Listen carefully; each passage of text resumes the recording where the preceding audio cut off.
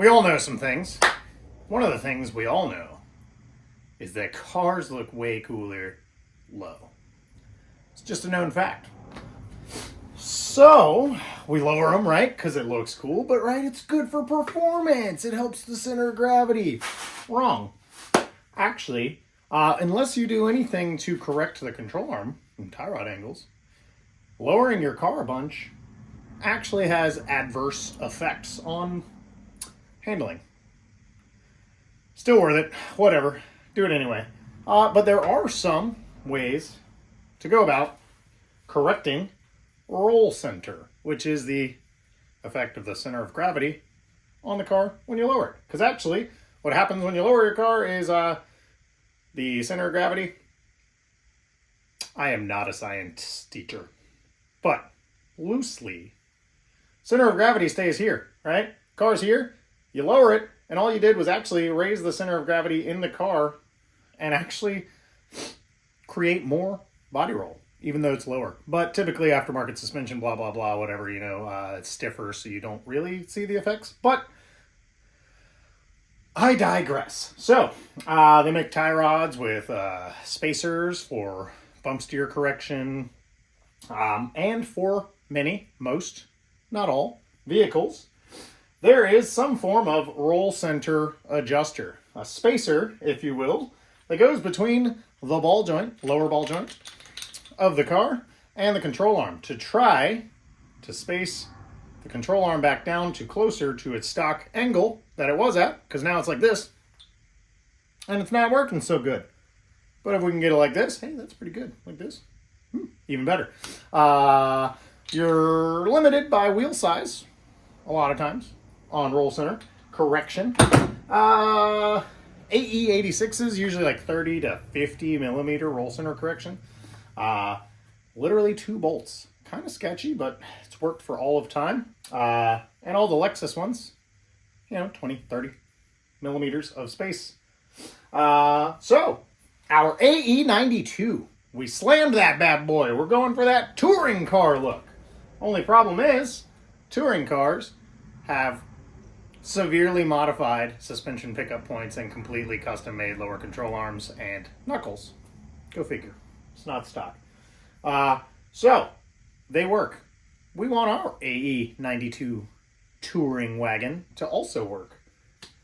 So we're going to need to do some things. So, what are we going to do? We're going to take a block of aluminum like this, and we're going to turn it into something like this. This block of aluminum is, it's 20 mil. Why'd we choose 20 millimeter? That's simple. It's what was on the shelf at my local metal supermarkets in the scrap pile for $6.08. That's why. Truthfully, I would have much preferred a 30, 40 millimeter, especially since we're running 17s on the A92, so we really have enough room to space her way down. But 20 will have to do. So, one thing we had to do on the AE92 stock ball joints was press out these studs, because they're, only that long. So, the way they're mounted on the A92 is these two are studs going down, and they're only the thickness of the stamped steel control arm. And then they have a bolt that comes in from the bottom, and the ball joint is threaded. Ta-da. So, let's make some RCAs.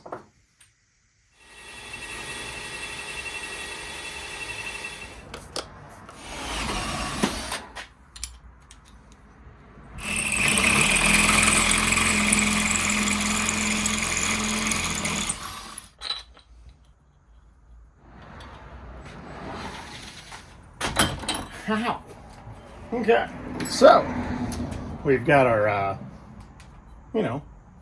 ball joint shape generally traced out. And the best way with my highly accurate machine tools that I can get my holes to line up where they're exactly supposed to is with this setup. So I drilled one bolt hole, and now this hole is hub centric. And so with that, I went ahead and started that hole with this bit. So I've got my witness mark here that I can hit with the smaller drill bit and then run her up to the bigger size that I need. Once those two are done, then I can do the front, and everything should be in pretty good alignment once it's done. And we got to mill this at a little bit of an angle with the angle grinder and lob her all out from our slab. Nissan 240SX ARP extended lug studs. Who knew that's what I'd need these 4 years later? What? So, as you can see here, this is what I stand to screw up by having just drawn it and traced it. If I drilled my holes, I would have been way off because, well, I'm not perfect. So now I will have to get a drill bit that's a little smaller to hub centric down to that one, get my witness mark, and then we should be good to go on holes. And then it'll be a matter of cutting it out. I did the last one with a Sawzall, and that sucked. But cutoff wheels, fiber discs like this, they're not supposed to be used on aluminum because it'll actually embed in there. Best case scenario, it just gets real slick and it really doesn't cut anything. Worst case scenario, it works its way down in there and splits the pores apart, and then it explodes in your face. So I used the Sawzall on the last one. Sure would like to have a band saw. So yeah, okay, all right. So in the interest of, you know, doing the best I can,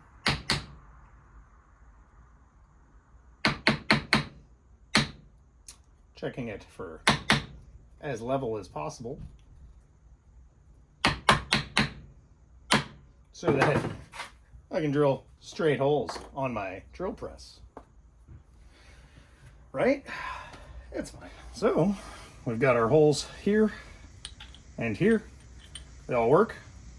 Gonna have to retrace our line, then cut her out, and then take her over to the lathe and knock the edges out. But we got a good fit. We're good. Our holes are all nice, not elongated, not at weird angles. I'll take it.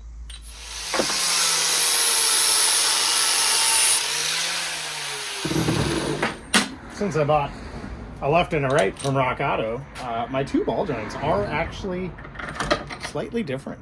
The other ball joint needed much more clearancing here to clear this downward notchy here. This one's much less prominent. So realistically, I didn't need to do nearly as much as I did, but just in the interest of symmetry between this one and the other one, I went ahead and did that. And I was going to go see, maybe tomorrow after work, if I know somebody who's got a bandsaw to cut this out more cleanly. But I think in the interest of I just want to do it now, I'm going to go ahead and rip out the old Sawzall and shake everything off my bench, just like I did with the last one. And that's a surefire way to get perfectly straight, clean, and in no way, shape, or form weirdly angled cuts. For sure.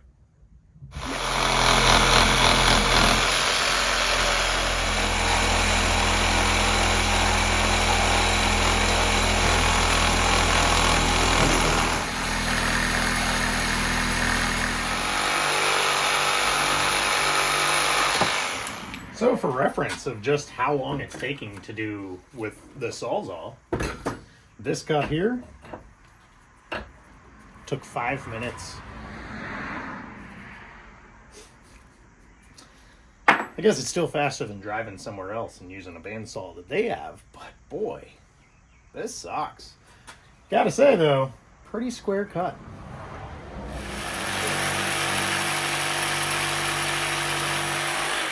Guess I could have trimmed it there with the Salzal as well, but we went ahead and got our shape roughed out. It was time consuming. We made a mess. But now, with our extremely high grade or high quality machining tools, Warrior! This is the 120. I'll come back after I knock it real down. We'll start with a 60 grit end mill and get her shaped out to suit, and then clean her up a touch with the 120, and then we'll knock the burrs down with a really fine end mill. Machining, my passion. Eye protection, children.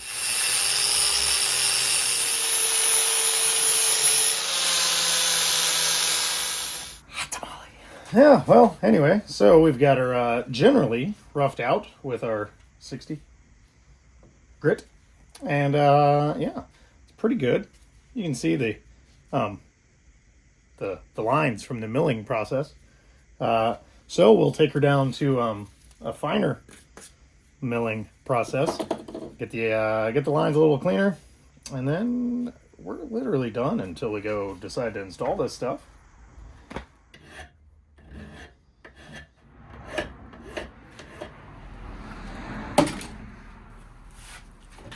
And there, perfectly machined. Well, you know, yeah, deburred and everything.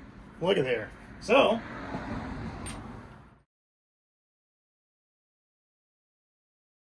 like so. Not a bad fit if I do say so myself. It's really hot. So I will need to go buy 2 bolts, M12 by 1.25, probably in the grade 8 variety, because this is a lot of load that these see, but they need to be longer than what was provided with these ball joints. They've got to be long enough to go through the control arm, up through our roll center adjuster, and thread into the ball joint. These Nissan wheel studs, they're definitely up to the task, and actually on these holes,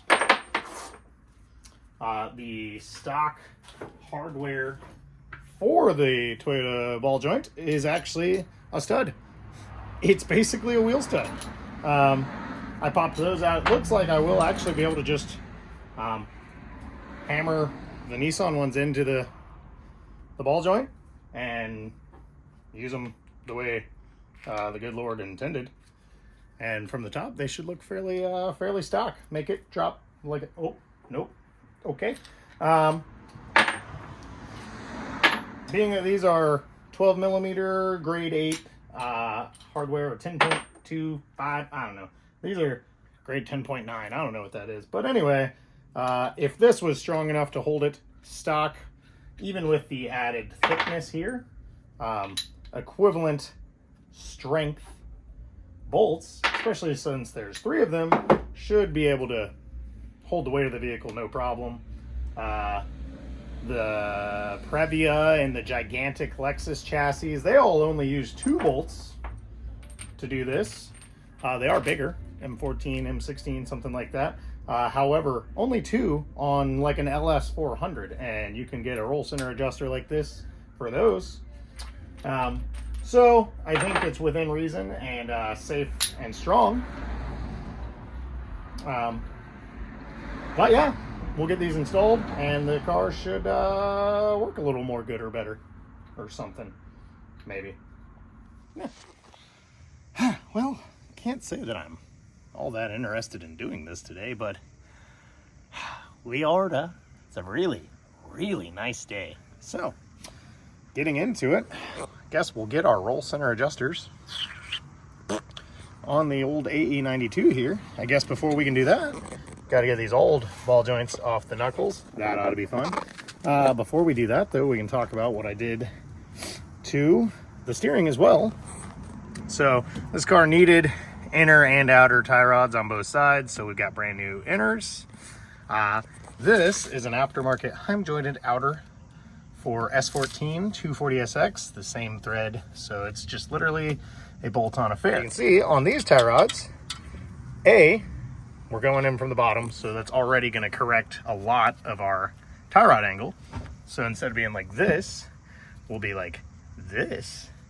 But also they give us spacers to adjust just how much drop we want in the tie rod to correct tie rod angles, which should help the bump steer characteristics of the car.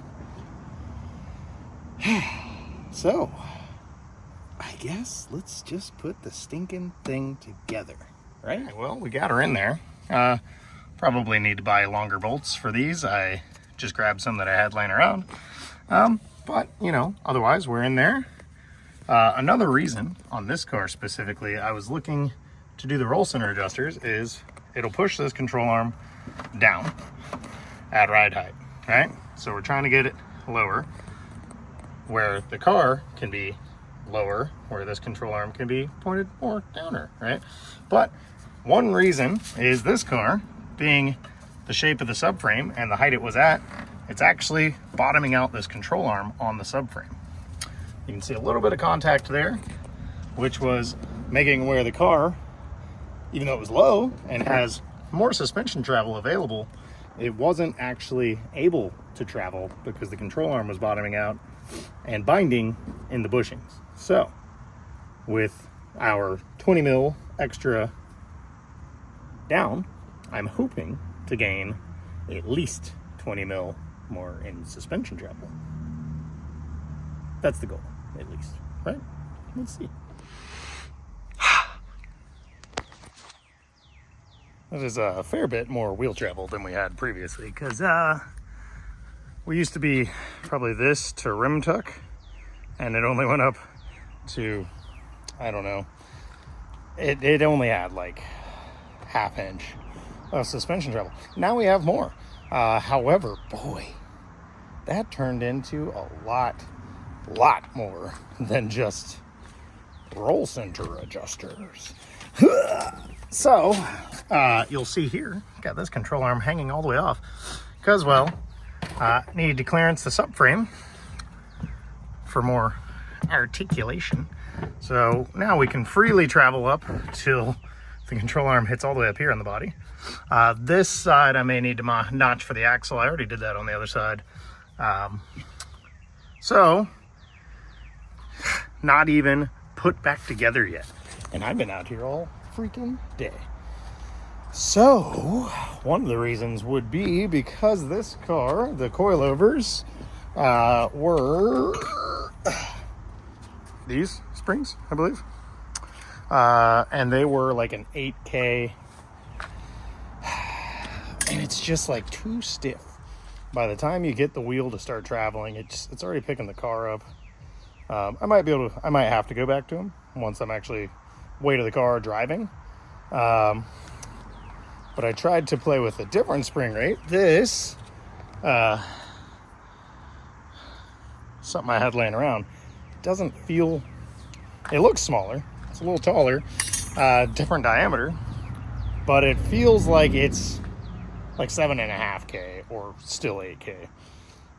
So I have these Hyperco springs that may even be as soft as like 150 pound-inch. They are real flimsy, but they're super duper tall.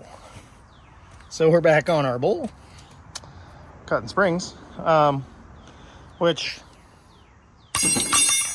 not thrilled about, you know, quality spring that I just cut. And I may have ruined it because, well, it may be too soft, but good night. Look how low it can go. So worked on this all day. Got a huge mess. I'm filthy. Had to change shirts. And, yeah, still not done. I mean, 3 days to do ball joints on this thing. What even?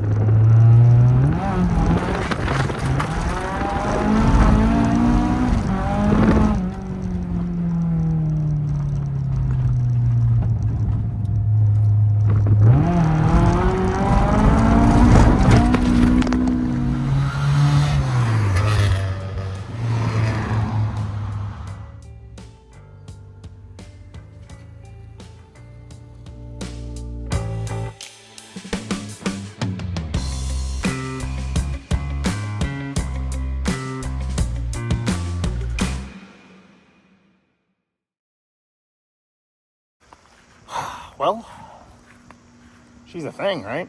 Done. Drove. Pretty neat little automobile we made for ourselves here. Well, between our roll center adjusters and our clearancing for the control arms to the subframe, we've driven the car a fair bit now, and well, it definitely feels like now we have suspension. Pretty neat, because it always actually just kind of rode like this, dunk, dunk, dunk, dunk, dunk, dunk, because even though it had coilovers, it didn't actually have suspension. And still, I would say the 8K springs that these, like the cheapest eBay coilovers you can get, I think 8K is too stiff for such a light little car. I'm not even sure what the rears are, but same thing. They just don't really feel like they want to compress any whatsoever. I can tell by looking with the suspension compressed on a jack that there is more travel left in the coilovers. They're just choosing not to compress. And I verified that the shocks with no springs had much more travel than we're actually utilizing. So it's just kind of a cheap coilovers, cheap ride kind of scenario, but infinitely better than it was when we got it. I did, however, mention, can you see them in here? These Heim jointed tie rods that we had gotten for a Nissan 240SX S14. Great.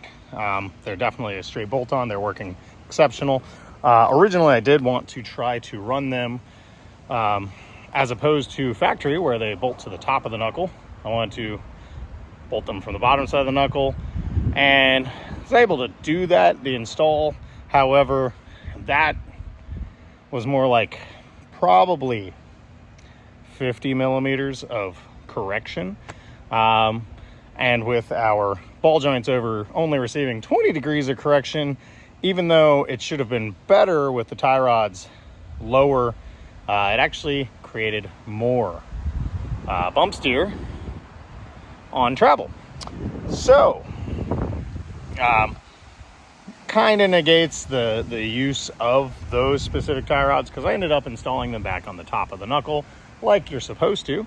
And I think they're still slightly maybe lower profile than a factory tie rod, with the Heim joint being able to mount much lower rather than the ball and socket doodad that you would normally have. So I was able to, without springs on the coilovers, just check versus tie rod on the bottom of the knuckle versus top of the knuckle, and on compression, and in the factory orientation mounting from the top, with these tie rods, it was pretty negligible, standard, normal bump steer. With the mounted to the bottom, it was, wow, okay, shouldn't do that. So, overall, though, we've made some improvements. Definitely need to finalize some things, ride height from one side to the other. It seems like the driver's side's lower than the passenger side. And we got some carb tuning and what not to do. But otherwise, I think she's kind of wrapped up. She's a good little cruiser. Ice. Cold. AC. I mean, turn that bad boy to 4. That's the highest, level 4. And you're getting ice cubes out of that bad boy. I mean, you got to squint because they might hit you in the eyes. Overall, she's a great little cruiser. A little spacious. You know, pretty comfortable if you're into that 90s kind of abuse on cheap coilovers. But yeah, I think that'll probably do it on the A92. Suspension adjustment, making worker more better, or rehabilitation. Yeah. So, hey, thanks for coming.